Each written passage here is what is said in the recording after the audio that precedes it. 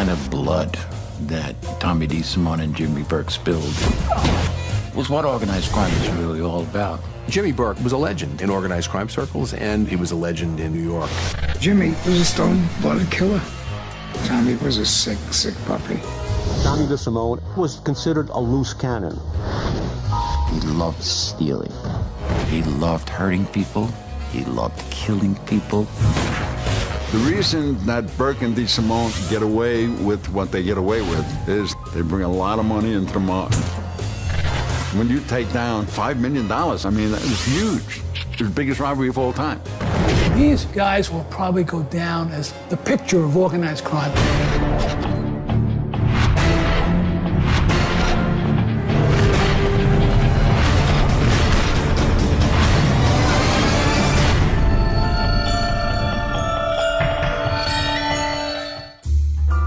December 11th, 1978, 3:12 a.m., New York City, Kennedy Airport.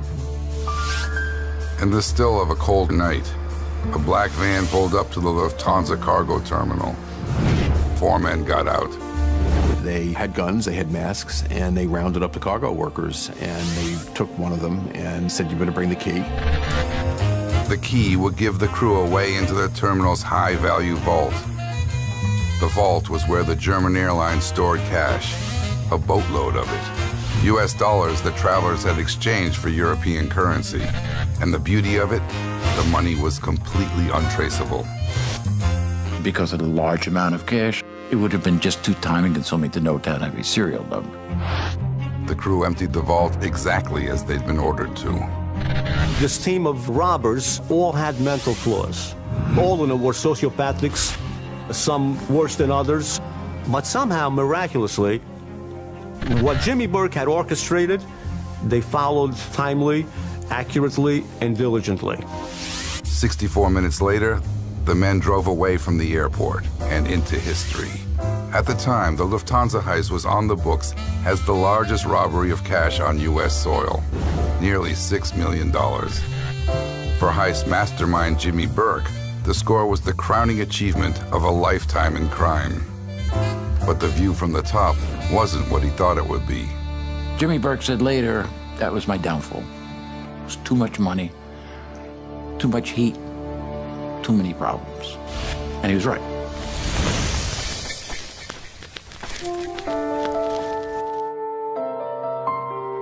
Jimmy Burke was born James Conway on July 5th, 1931, in the Bronx, a section of New York City flooded with Irish and Italian immigrants. His mom, Jane Conway, had immigrated from Ireland. Jane was a prostitute without a clue as to who Jimmy's father was. When the boy was 2 years old, she left him at the Manhattan Foundling Home, a shelter for young orphans. It was about as much of a home as Jimmy would ever know. The upbringing of Jimmy Burke was rather cruel. He bounced from foster home to foster home. He was constantly abused, both physically and sexually. In 1944, when he was 13, he was riding in a car with his latest set of foster parents. Jimmy did something that enraged his foster father. The man turned to smack the boy. In the course of this movement, he lost control of the car and was killed. The wife blamed Jimmy, never forgave him, and abused him physically until Jimmy finally was placed in a different home. Eventually, he landed at the home of the Burke family in the New York City borough of Queens. For the first time, teenage Jimmy had a stable home and caring parents. It was why he took their last name. But the newfound stability didn't keep Jimmy on the straight and narrow. He began to hang around with the bad guys in the neighborhood. And he decided, really about the age of 16, that he was going to be a criminal the rest of his life. Never wanted to be a sports star, never wanted to be a fireman, never wanted to be anything other than a criminal. Burke hooked up with another teen from the neighborhood, Dominic Cersani. Remo, as he was known on the streets, was an associate of the Colombo crime family. The two started running various schemes. One was passing bad checks. The scam lasted a few months until Jimmy got pinched. During questioning, the cops tried to get the 18-year-old to give up his mob associates. He didn't say nothing. This brought him to attention of a lot of people in organized crime, because no higher tribute can possibly be found except to say that somebody was a stand-up guy. Burke got a 5-year stretch in Auburn prison. But his loyalty to the mob gave him a hero's welcome behind bars. He became friends with all the wise guys, you know, in the joint. He had a solid reputation with the bosses and all the families. When he got out in 1954, Jimmy had to have a straight job for the sake of appearances. His foster father got him a union gig as a bricklayer. The tough manual labor turned Burke from a boy into a man.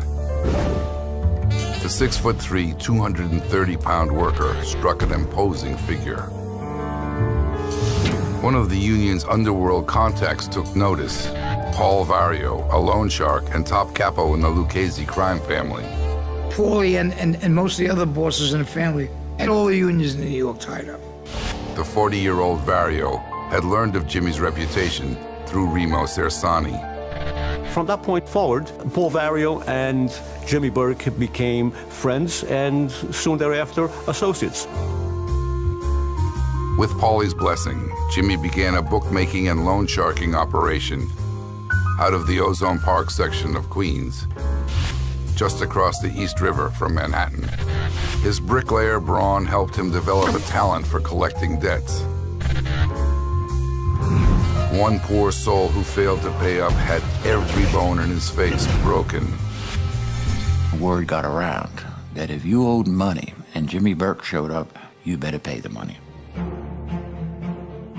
By the late 1950s, Jimmy Burke had turned his small operation into a thriving racket. He kept money flowing to Paul Vario and the Lucchese crime family. Burke knew how to handle any type of customer. When you met Jimmy Burke, what you met was really two people. Jimmy Burke 1 was charming, crossing, and then you got Jimmy Burke 2. This is a guy who'd kill you in a heartbeat. In 1962, Burke was driving in Queens when he spotted a beautiful girl waiting for a bus, right outside his apartment. Days later, he opened his front door and saw her again. He asked her name. It was Michelle Mickey Marin. Then he asked for a date. Mickey gave him a shot, and Jimmy was instantly smitten. After they started dating, Mickey told Burke about an ex-boyfriend who had been harassing her. Jimmy went to see the guy and said to him in no uncertain terms, "This crap is going to stop." And the guy said, "Who are you?" "Go bleep yourself. You don't want to say that to Jimmy Burke." Later that year, Jimmy and Mickey got engaged. On the eve of their wedding, Burke went back to see the old boyfriend one more time. He took a chainsaw and piece by piece cut parts from his body until he was deceased. That's when cops said, because they were quite certain that Jimmy Burke did it, but they couldn't prove it. And that's when they said, this is a guy who is very, very dangerous. We put him on the radar as a very, very dangerous person. Soon after they were married, Jimmy and Mickey had a daughter, Catherine. 2 sons came later. They were named after Jimmy's favorite folk heroes, Frank and Jesse James. And that's where his head was. I mean, you know, named him after the James boys. Jimmy Burke was Irish, so he could never be a made man in the New York mob. But Burke could earn, and with that came respect and opportunity. Jimmy Burke's bookmaking operation had expanded into Kennedy Airport, and he serviced these gamblers who were employees of the cargo airlines. Millions of dollars in cargo flowed in and out of the airport every month, and Burke wanted a slice. Whenever his airline clients came up short in their payments, he offered them a chance to wipe the slate clean. They would drop a dime on a truck that is leaving with some merchandise that they could get rid of quickly, for instance, fur coats or cigarettes or jewelry. As soon as the cargo truck left the airport, they were on Burke's turf. He and his crew would jump aboard and deliver their terms. He would grab the guy's license, and he'd say, I know who you are, I know where you live. And he'd slip like a $50 or $100 bill in the guy's wallet. And then he was called Jimmy the Gent as a result. The airport was a treasure trove, and Burke looked to expand his crew to take advantage. One of the first to jump aboard was half Italian, half Irish, all wise guy, Henry Hill. I met Jimmy selling cigarettes. Jimmy was into the hijacking before I came around. To Jimmy, it was just work. I mean, it was a normal day. Hill was paired up with another street tough from Queens, 19-year-old Tommy DeSimone. His father was a bookmaker, Tommy's father, and his father was friendly with Jimmy. For all intents and purposes, Jimmy Burke knew of Tommy since Tommy was literally a schoolboy. Tommy got his start in the neighborhood, shining shoes for mobsters. In the process of doing that, become obsessed with shine shoes. Tommy DeSimone never went anyplace without perfectly shined shoes. I mean, you could shave by them. DeSimone's grandfather Rosario and Uncle Frank were Los Angeles crime bosses, but his brother Anthony had become an informant. In Tommy's mind, this gave a terrible, terrible stain to the DeSimone family. How would he erase it? By showing fanatical loyalty to the mafia. Tommy was a homicidal maniac and a psychopath, or a sociopath, or maybe them together. He was insane. Jimmy taught him how to kill, and he knew exactly how to kill. As the 60s unfolded, Jimmy Burke put together an experienced crew to capitalize on the steady stream of cargo flowing out of Kennedy Airport. Some days we'd hijack two trailers, and never anything small. And if, the first thing we do is grab the manifest, and make sure that it was a decent load. Otherwise, we give it back to the driver. The hijackings brought in cash by the truckload, but Burke set his sights on a much bigger target: the riches stored inside the airport. Instead of waiting for the cargo to come to them, Jimmy the Gent and his crew would go and take it. They just walked in, took the money, and left. It was the cleanest job they've ever pulled. New York City, 1966. Mobster Jimmy Burke, tough guy, loan shark, bookmaker, had just embarked on a new racket, hijacking. In those days, Kennedy Airport was like a candy store for the wise guys. They were hijacking trucks there every day and every night. Union bosses, airline employees, debt-ridden truckers, all were under Jimmy's thumb. Millions of dollars in stolen cargo poured out of the airport and into the hands of Burke, his crew, and the mob bosses. They got a lot of money out of it. JFK was really very, very profitable. I mean, they were operating with impunity.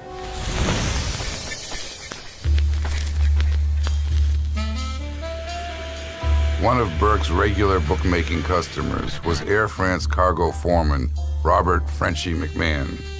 Frenchy liked to gamble. And like most gamblers, he lost. To help out the crew, Frenchy tipped off Jimmy to the location of a big cash payday inside Air France's cargo terminal. The only hitch, they had to get the key to the terminal's strong room from the head of security. The security guard, he was a horny old rent-a-cop dude. Jimmy comes up with a great idea and tells Frenchy, let's get this guy laid.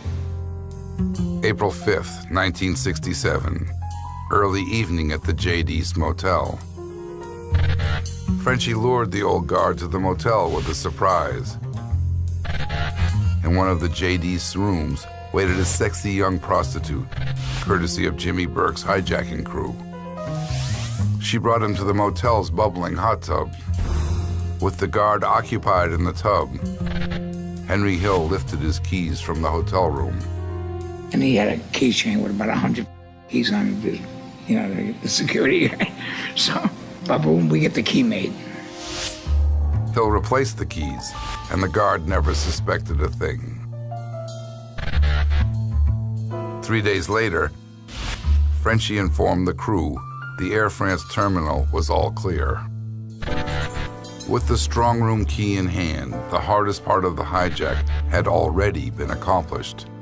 Henry Hill and Tommy DeSimone strolled into the high-value vault of Air France and very calmly walked out with $480,000 in cash and about $300,000 in jewelry. We knew where the stuff was. It went smooth as silk. Hill, DeSimone, and Burke all got a hefty cut, $60,000. Burke made sure his boss, Paul Vario, was also well paid.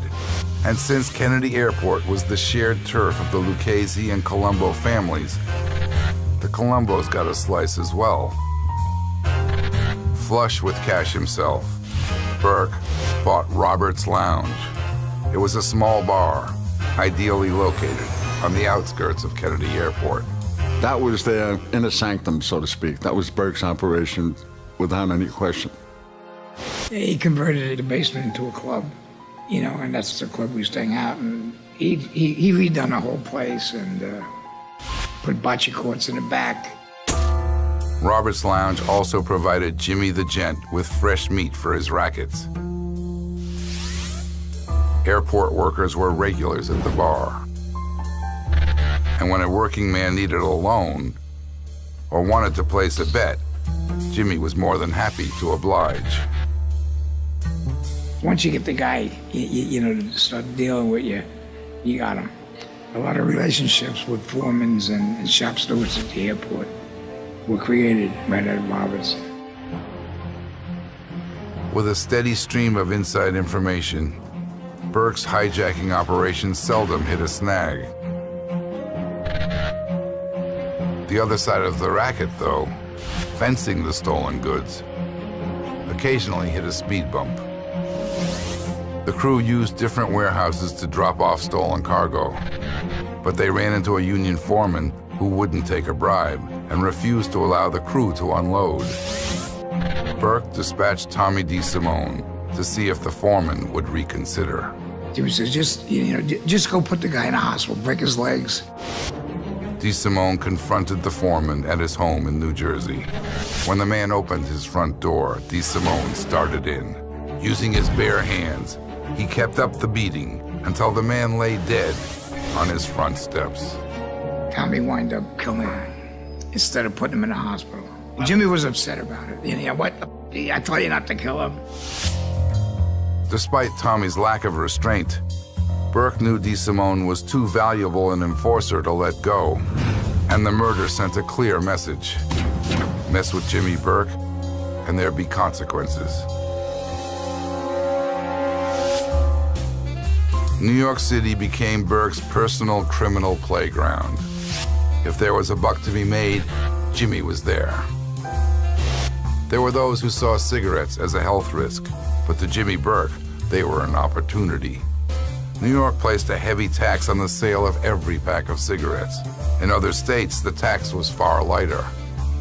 Perfect criminal opportunity. People like Jimmy Burke would go to North Carolina, buy up hundreds and hundreds of cartons of cigarettes, smuggle them into New York, where they would sell them for immense profit.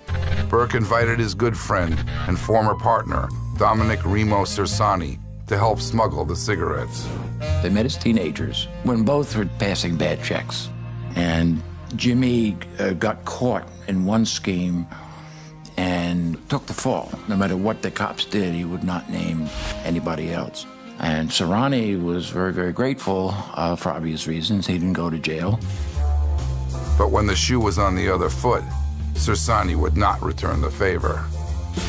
When the cops nabbed the mobster smuggling an entire truckload of cigarettes into New York, Cersani bought his freedom by selling out Jimmy's crew. Jimmy's old friend informed the cops about another incoming shipment, but Burke wasn't caught off guard. There were whispers that he had a source working in the Brooklyn District Attorney's office. Who knows? But in any event, he found out. Cersani's betrayal was a shock to Jimmy Burke. It was also a problem he needed to handle. Cerrone was sitting in the Roberts Lounge having a drink when Tommy DeSimone said, "Hey, let's go for a little ride." It's the last ride Cerrone ever took. Tommy DeSimone strangled him with some piano wire. And they brought him back to Roberts Lounge. We buried him in a bocce court. There was 5 or 6 bodies in a bocce court. Tommy DeSimone was not a man to be trifled with in any way. There was a hidden, very dangerous menace there, just waiting to explode. And DeSimone would be the ticking time bomb that would put Burke's whole operation at risk. Ozone Park, Queens, New York. In the late 1960s, Jimmy Burke and his Roberts Lounge crew were neck-deep in a number of mafia rackets. Cigarette smuggling, bookmaking, loan sharking, and hijacking.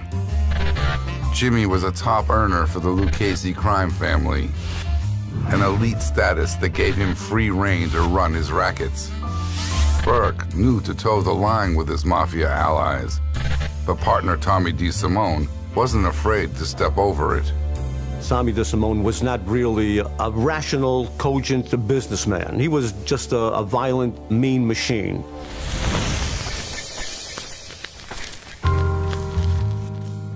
By the late 1960s, gangster William Billy Bats Benvina had been in prison for 6 years on drug charges.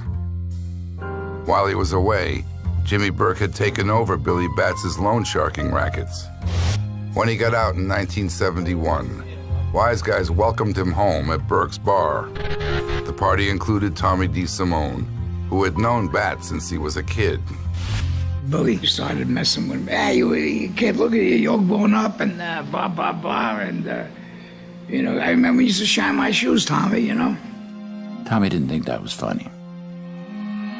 And given the fact that he was dealing with a psychopath, Billy Bats should have known better, okay? Tommy's blood boiled, but Jimmy Burke stepped in and prevented a fight. A few weeks later at Henry Hill's nightclub called The Suite, Billy Bats started in on Burke. Halfway through the night, he started beefing with Jimmy. Jimmy, I want my customers back. And Jimmy looked at him like he got 2 heads. Billy Bats was a made member of the Gambino family, a close friend of John Gotti, and considered untouchable.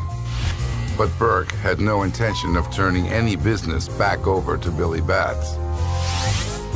Late in the evening, after everyone in the party had been drinking heavily, Tommy DeSimone arrived.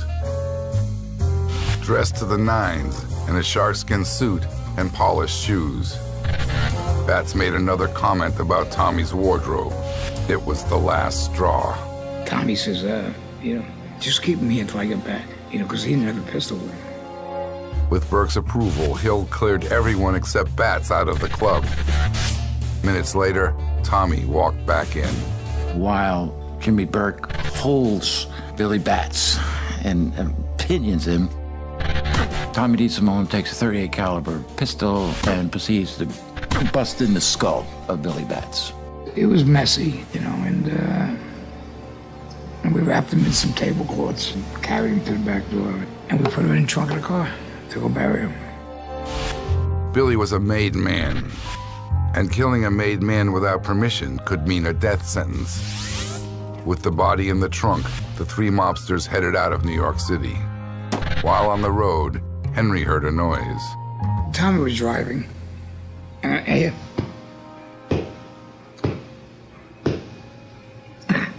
was Billy. He was still alive. So I'm gonna pull over. Jimmy finished him off.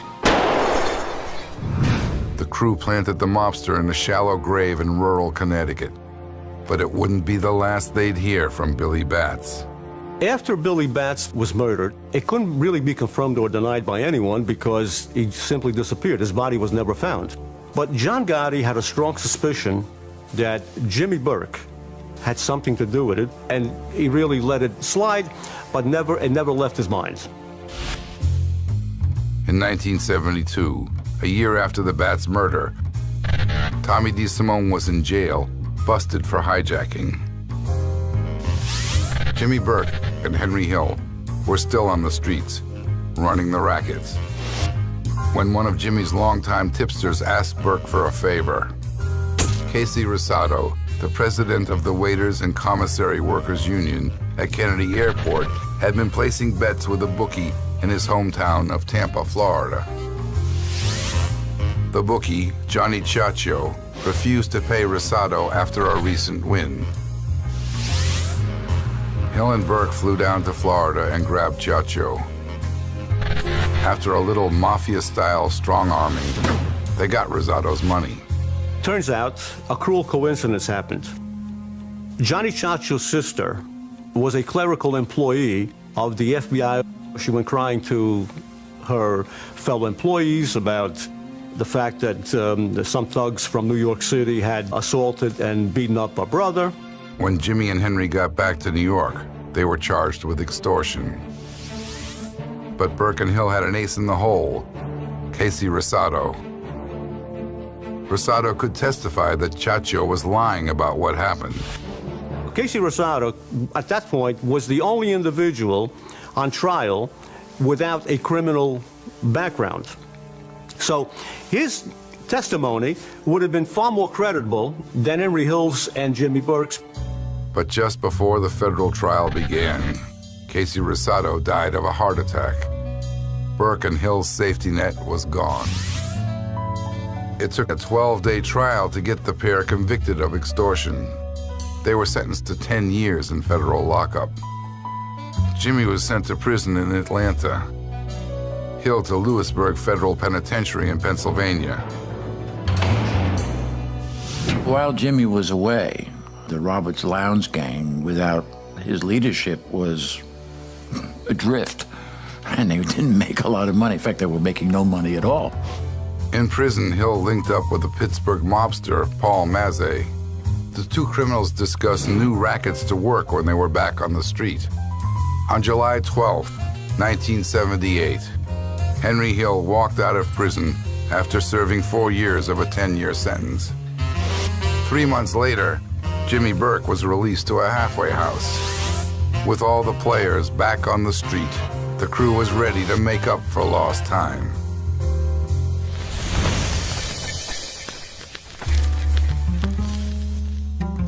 When Jimmy Burke was released from prison, he set his eyes on making a quick buck. The 47-year-old mobster was in deep on gambling debts. He had owed $175,000. Jimmy was a degenerate gambler. I mean, he'd bet on 2 cockroaches, one of the post before. Henry Hill's Pittsburgh contact, Paul Mazzei, offered a tip to provide some fast cash to the crew. Mazzei told Hill about an unorthodox scam, betting on college basketball. 2 Boston College players were willing to shave points. They weren't going to be losing games, but in games where BC was favored by a certain number of points, they would try to ensure that the margin of victory would be less than what the spread was. They had given me a card, and they circled every game where they knew they're going to, be more than 7 or 8 points favored.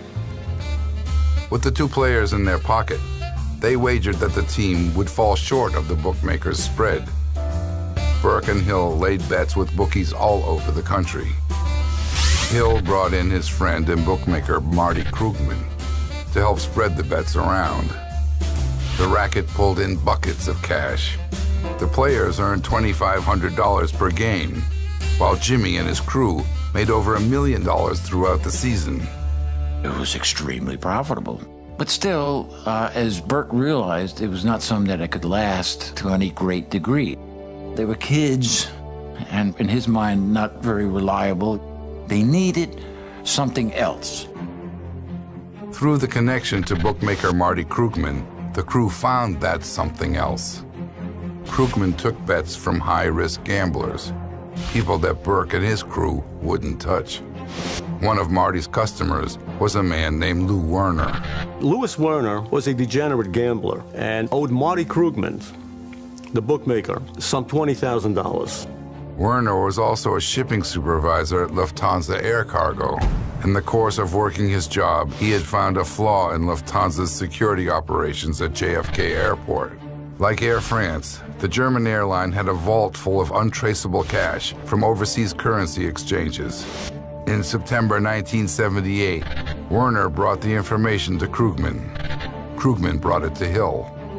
He said, Henry, he said, I got a score, I got $1 million score. He said, I got a couple of guys that work at Lufthansa. They owe me $20,000, and they told me a way to rob the place, but I need a crew. The time of the raid had to be at 3 a.m. because that was the hour when the Lufthansa night shift employees went on their meal break. So that in reality, the complex was really left unattended.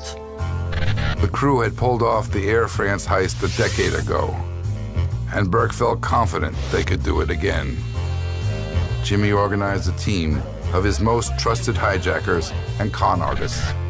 Tommy DeSimone, Frenchie McMahon, and Joe Manry would lead the crew of gunmen committing the robbery inside. Parnell Stax Edwards would dispose of the cargo van, and Jimmy's oldest son, Frank Burke, would drive the crash car to deflect any pursuing police vehicles. One small mistake, and the whole operation would net them serious hard time. Jimmy Burke prepared for it, rehearsed it in the basement of Robert's Lounge. He meticulously prepared every one of his gunners as to each step individually and collectively they had to take. At 3:12 a.m. on Monday, December 11th, 1978, 4 masked gunmen entered the Lufthansa cargo terminal at JFK. They went directly to the employee lunchroom and pulled guns on the workers. They tied them all up, except for the ground supervisor. He carried the key to the vault. They forced the supervisor to open the vault. And once he did that, they looked inside and they saw all these packages of the money, just like Werner said there would be. Meanwhile, a van containing 2 more masked men had pulled around to the cargo bay in the back of the building. Once the vault was open, the men formed a line between the vault and the van. They spent the next half an hour just sort of loading up a van that they had brought out to the airport with them. In all, the crew loaded 72 boxes of cash, jewelry, and gold bullion into the back of the van. They almost didn't have enough room in the van for themselves and the money. There was so much of all the stuff they took. 64 minutes later, the van and crash car slipped out the airport exit. When the vehicles reached the meetup point, Burke was waiting inside. The men transferred the boxes into Jimmy Burke's car and the crash car and drove off into the sunrise. Lufthansa cargo terminal robbery, Lufthansa Airlines heist, Lufthansa robbery. News reports of the theft put the haul in the millions. Lufthansa confirmed publicly that the loss was $5 million plus $800,000 in miscellaneous. Jimmy Burke and his crew had pulled off the biggest cash heist in U.S. history. Burke paid his accomplices their share, but it was an amount based off a much lower take from the heist. That didn't sit well with the crew. Everyone felt cheated, so they started putting pressure on Jimmy Burke. And that's when Jimmy Burke started eliminating his associates very systematically. Jimmy Burke was tying up loose ends.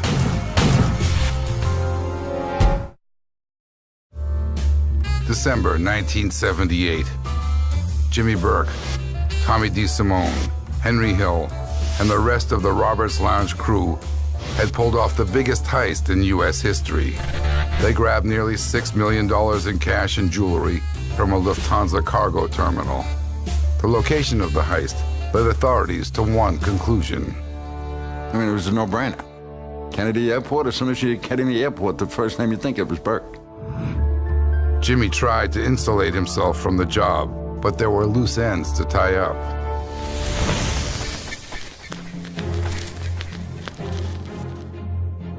Following the Lufthansa heist, the FBI and NYPD set their sights on the most likely culprits, Jimmy Burke and the Roberts Lounge crew.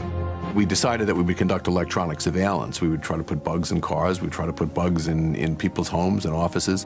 The police were given a head start by Jimmy's crew.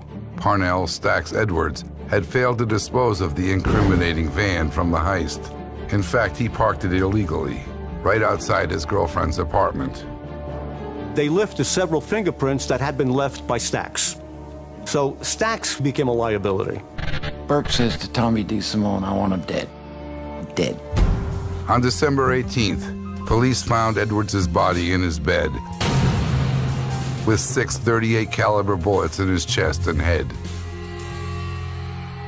Marty Krugman had brought the idea for the heist to Hill and Burke, and he wanted his cut, $500,000.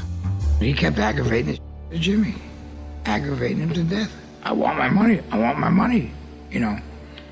And Jimmy used to tell me, Henry, you know, get this guy off my back. A week later, Krugman disappeared. Shortly after the robbery, Jimmy started investing his cash. He gave $250,000 to Mafia frontman Richard Eaton to buy cocaine for distribution. When they were delivered from Florida, Burke discovered they were fake. Jimmy says, I'm gonna kill this, you know, this anyway. He tried to screw over us.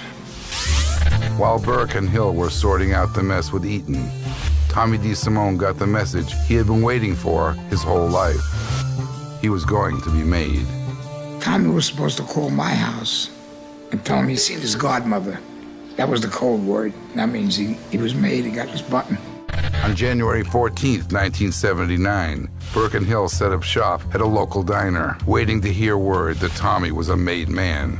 Hours passed, and Jimmy got impatient. He called an associate. Jimmy came back, and he had a tear in his eye. I mean, the first time I ever seen Jimmy shed a tear. He said, he's gone. He's dead. The Gambino family had found proof that DeSimone killed made man Billy Batts, and John Gotti exacted his revenge.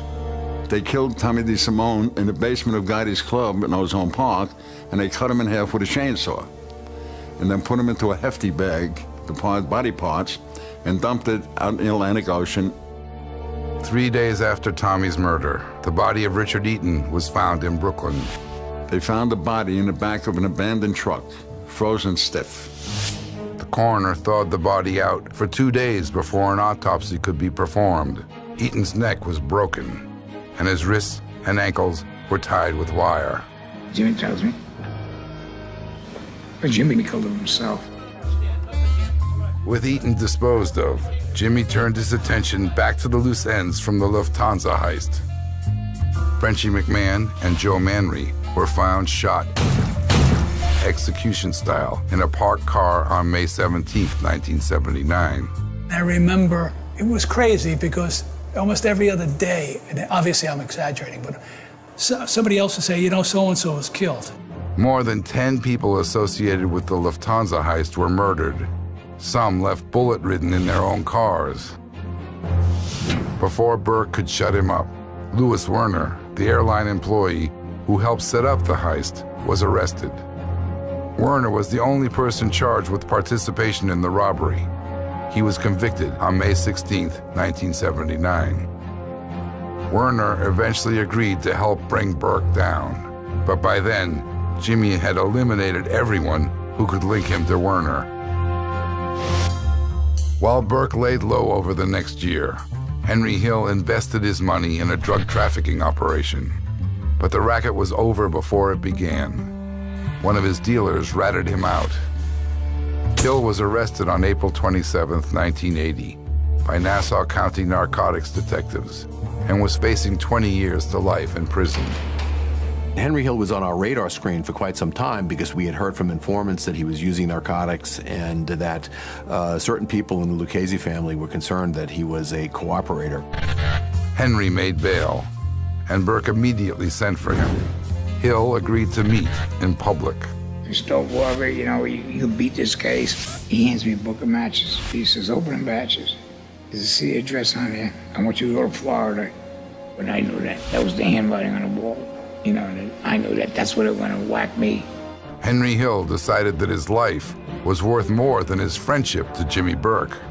On May 27, 1980, Hill entered the Federal Witness Protection Program and began cooperating with the FBI and NYPD. He received immunity for his crimes in exchange for his testimony. Hill gave hours of taped interviews, admitting to crime after crime he committed with Tommy DeSimone and Jimmy Burke.